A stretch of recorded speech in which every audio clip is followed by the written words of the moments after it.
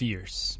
We all fear something. Humans have different fears, and at the same times, we all fear the same things. There are many common things that are naturally scary.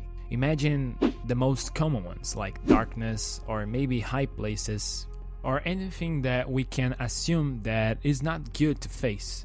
Well, most people believe that they have dozens, maybe hundreds of fears, but what if that's not actually true? What if every fear you've ever felt, from embarrassment to death, or from darkness to high places, as I said, what if all of those things could be traced back to just 5 core fears that we all fear? And those are humanity's primal fears. Let's understand more of them and how this concept actually shape our mind's identity. First of all, let's understand it a little bit better. Fear is not random, and it's not irrational in the way people often assume. It is structured, predictable, and deeply rooted in the biology of survival. Human brain evolved to detect threats as quickly as possible. But instead of reacting to every possible danger individually, the brain simplifies reality. It compresses thousands of possible threats into a small number of fundamental categories. And according to this model called hierarchy or humanity primal fears, there are only 5 of them, the basic ones, and everything else is built on top. Well, as this website and this research shows, is that there are 5 base fears, and everything that we fear itself can be resumed or at least understand by the concept of each one of these. I will follow the pattern here and the hierarchy and start with extinction. Extinction is the fear of annihilation, of ceasing to exist. This is a more fundamental way to express it than just fear of death. Well, we are fear death. We don't want to stop existing. So extinction is just a basic way to express everything that surrounds this concept, the death itself. And the idea of no longer being arouses a primarily existential anxiety in all normal humans. Consider that panic feeling you get when you look over the edge of a high building. All these feelings are basically related to something, and in this case, the fear of death or extinction. Mutilation is the fear of losing any part of our precious bodily structure.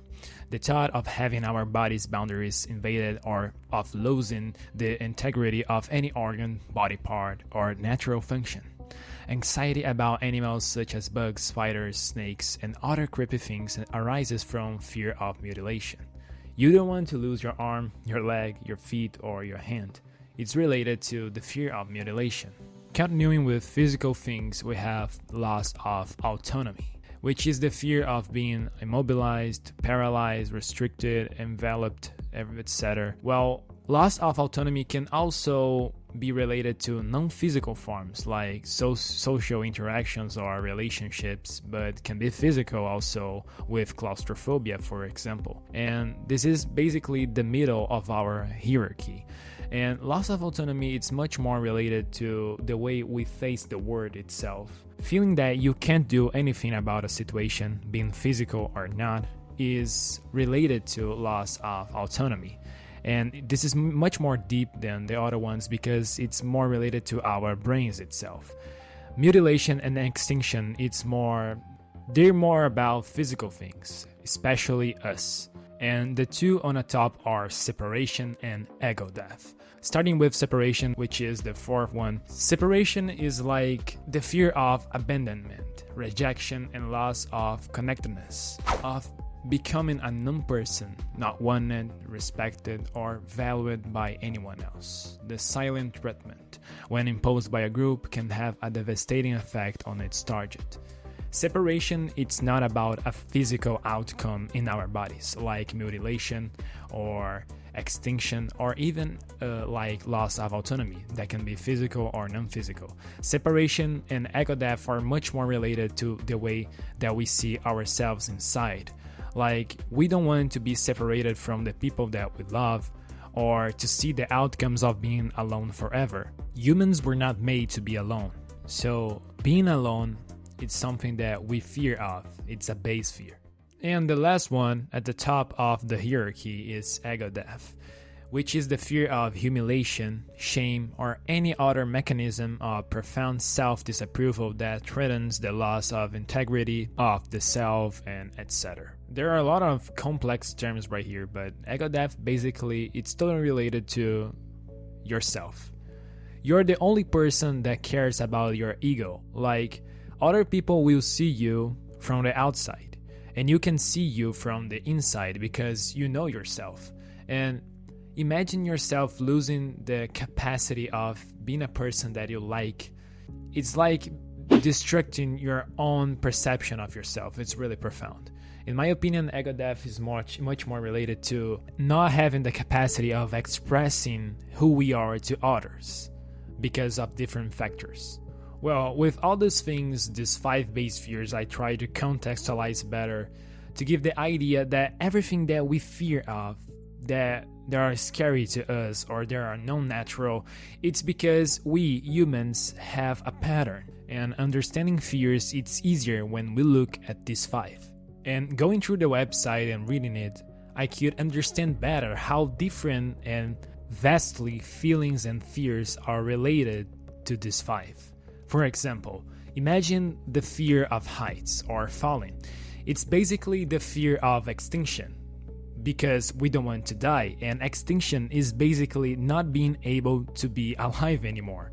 Or maybe if you worry too much about failing to others, it's probably related to the ego death one, because you don't want others to see you as a failure, and that's related to ego. Fear of rejection of anyone can be related to the fear of separation, because you don't want to be rejected because you don't want to be alone. Jealousy is also an example of fear of separation. You don't want someone to choose something or other person over you, because that's fear of separation. You won't put your arm, your feet, or your leg on a very busy highway full of cars and different things because you don't want to lose any part of your body, and that's fear of mutilation. You want to keep your body safe. Anyway, with all these examples, I think that it's very interesting how we can see that from the bottom of the list to the top of it, different kinds of basic fears basically resume everything that we can fear or feel, maybe a mix of both things, from the fear of the dark, of being alone, to the ego death of not being enough to yourself or to someone. We can clearly realize that we are following a pattern that has always existed.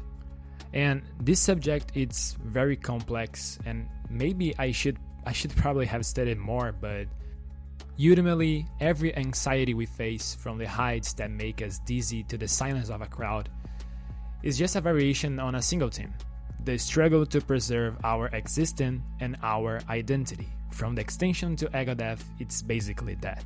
These 5 base fears are not just obstacles. Most of our fears are related to the echo of our own vulnerability. To name these fears is to disarm them.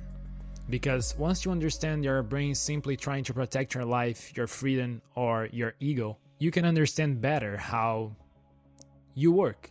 You gain the power to look beyond the instinct and choose to walk forward anyway. Fears are much more complex than this, but understanding that fears are a way of our body to look into the world and look into ourselves, and understanding these patterns is simply beautiful.